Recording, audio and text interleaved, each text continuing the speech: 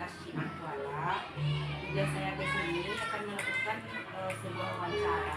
Wawancara ini adalah untuk melengkapi tugas saya, yaitu tentang bahasa kedua tentang eksplorasi masalah. Ada permasalahan yang saya angkat, yaitu tentang kemampuan dalam memahami teks bacaan. Dan ini Ibu Zainab sebagai kepala sekolah di SDN Sebelas ini,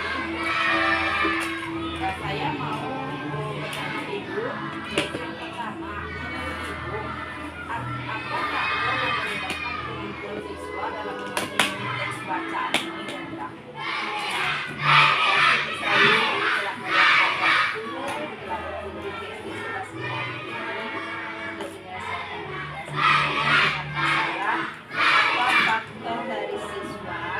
Rendahnya minat baca siswa dalam memahami teks bacaan. Bagaimana yang kita lihat, faktor itu tentu berasal dari yang pertama dari diri siswa sendiri yang sudah dididik, yang mana siswa tersebut mungkin kurang berminat minat bacanya, karena kita tahu sekarang ini kan faktor yang kedua yaitu eksternal banyak yang mempengaruhi, karena kita zaman sekarang kita adalah zaman era digitalisasi, yang mana buku yang ada yang tersedia, wacana yang ada, baik itu pelajaran cerita fiksi dan non-fiksi tersebut bukan hal yang menarik lagi bagi siswa itu. Sedikit lagi Bu, ya. Lalu apa solusi kita sebagai guru di sini supaya siswa berminat lagi untuk membaca tersebut?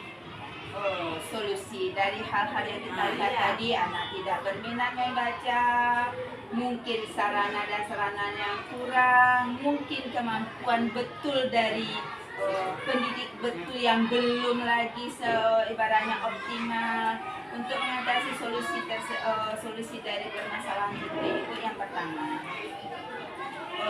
Kendalanya tadi ya Bu ya, kendalanya itu belum optimalnya pojok-pojok baca yang sudah kita sediakan di kelas itu belum optimal terlaksana, belum kita dampingi, contohnya belum kita buat programnya, jadwal yang terstruktur, sudah itu pelaksanaannya, evaluasi dan tindak lanjutnya.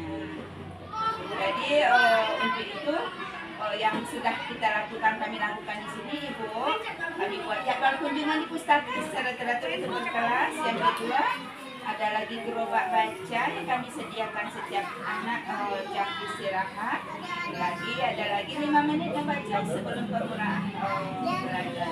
Mengoptimalkan kembali itu kegiatan pojok baca. Baik Ibu, sedikit lagi yang perlu saya tahu. Kira-kira dari permasalahan kita yang ada, dari solusi kita yang ada tadi, lalu media apa lagi yang cocok kita pakai dalam kelas itu sehingga anak-anak itu membaca itu menyenangkan buat saya, itu berkesan buat dirinya. Oke, dalam sebagai pendidik kita perencanaan. Tentu sekarang pembelajaran itu sesuai dengan zaman sekarang era digitalisasi. Ibu harus membawa media yang contoh. Kita memang harus menyediakan wacana sesuai dengan CP yang kita sediakan tuh. Gunakan laptop, gunakan media infocus. Kita juga bisa menggunakan TV digitalisasi. Juga berikan kepada anak kelompok ini juga kelompok yang sudah kita sediakan ada kita gunakan. Jadi ikut sertakan, libatkan siswa kita itu dalam pembelajaran. Mana dia yang senang? Bahkan kita akan mengelompokkan siswa itu dengan pembelajaran diferensiasi. Mana yang minat membaca, kita berikan wacana dengan berbagai itu macam wacana dari Canva juga bisa kan, sehingga dia menarik tampilan itu. Setelah itu bisa juga dengan melalui laptop juga bisa, HP juga bisa Bu. Nah, jadi kita gunakanlah alat-alat IT tersebut dalam pembelajaran. Sebenarnya juga bisa ya Bu ya, media bergambar. Oke, iya, komik-komik juga. Kita tidak punya listrik atau apa, masih bisa ya Bu ya. Bisa. Pun lingkungan sekolah kita ini juga kita bisa. Nih kan banyak nih nempel-nempel nih, banyak ini poster-poster yang ada di sekolah kita ini, ajak mereka. Ya Bu. Jadi terima kasih banyak atas jawaban Ibu. Jadi dari jawaban Ibu tersebut, saya sebagai mahasiswa PPL, PPG, nanti ketika PPL akan saya laksanakan sesuai dengan solusi serta arahan dari Ibu tadi. Mudah-mudahan minat anak kita nanti untuk membacanya kembali seperti biasa kembali. Terima kasih Bu. Sama-sama. Bu Nita. Waalaikumsalam Bu Sari. Bagaimana kabarnya hari ini? Alhamdulillah kabarnya sehat. Bu Mita, hari ini saya punya tujuan ke sini mengunjungi Ibu. Ada sedikit yang menyanjal di pemikiran saya. Ini tentang minat siswa kita dalam memahami teks bacaan.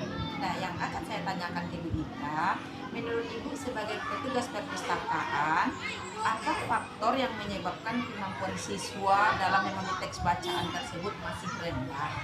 Bu Mita. Waalaikumsalam Bu Sari.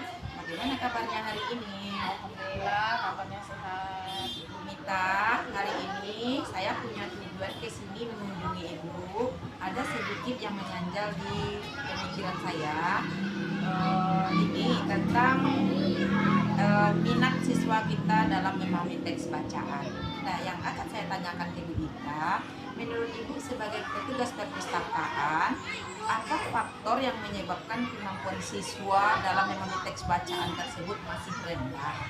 Yang pertama faktor eksternal, yang kedua faktor internal. Nah, kalau faktor eksternal ini biasanya dari lingkungan siswa itu sendiri. Kemungkinan sudut baca yang disediakan oleh kelas kurang menarik atau bacaannya kurang memadai. Kemudian kalau kita sebagai pihak sekolah sudah menyediakan gerobak baca, nah di sini lagi faktor internalnya. Nah, jadi kemungkinan dari anak itu sendiri kurang ada semangat mereka untuk membaca. Jadi mereka tuh mungkin lebih ke gadget ya misalnya, karena generasi kita ini generasi Z, Gen Z itulah. Jadi seandainya kita menyediakan bacaan berupa buku-buku tapi secara elektronik, kemungkinannya mungkin akan lebih menarik, tapi itu nanti tergantung dari guru-gurunya lagi nih, karena petugas di sekolah sudah menyediakan gerobak baca. Nah, kasih semangat lagi sama anak-anaknya biar lebih mau mengunjungi perpustakaan dan gerobak baca ini. Berarti terjawab sudah ya Bu ya, faktornya tadi ada internal dan eksternal. Terus solusinya mungkin kalau biasanya siswa hanya melihat buku-buku bacaan seperti biasa, menurut Ibu Mita bisa saja disediakan lagi buku elektronik katanya tadi ya, atau di kelas mungkin guru itu lebih memaksimalkan penggunaan laptop dengan InFocus misalnya Ibu ya, menarik sama anak-anak. Ya, berarti Ibu sudah terjawab faktor serta apa solusinya. Jadi saya sebagai mahasiswa PPG, nanti saya juga akan PPL di lapangan, akan saya coba solusi yang Ibu sampaikan tadi, sehingga nanti anak-anak kita ini kembali lagi berminat untuk membaca, menyukai membaca atau mengunjungi perpustakaan. Nah, mungkin itu yang saya tanyakan ke Ibu. Saya ucapkan terima kasih. Sama-sama.